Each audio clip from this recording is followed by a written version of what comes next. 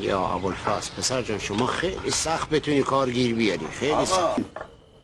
من باختم، بعدم باختم، من آبروی شهر من بردم، ولی به مدینه منوره، به مکه مکرمه من دیگه ادامه نمیدم.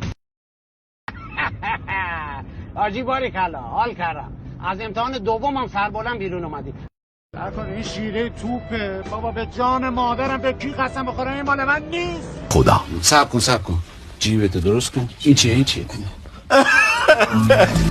محسن تنابنده، برنده سیمرغ بلورین بهترین بازیگر نقش اول مرد. کنه دیواراش نم پس ده، فرشاش گله همه جاش سوراخه شده مثل جگر زلیخا. دست شما درد نکنه، این منطقه همه کارگر بنده این دیگه. محترم اجازه بده، خیلی ها تو زندگیشون 100 برابر گرفتارتر یاقن، امکانشم دارن ولی دوزی نمیکنن.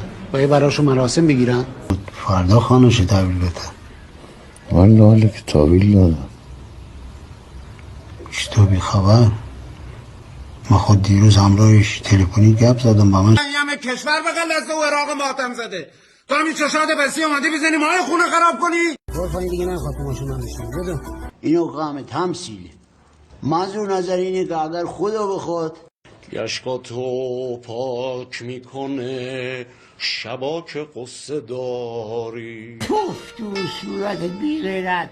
پسرای مردم میرن یه پولی میذارن جیب مادر بزرگشون، میگن که برو این ورت درست کن اون ورت درست کن، ابروت تتو کن، کونه بذار.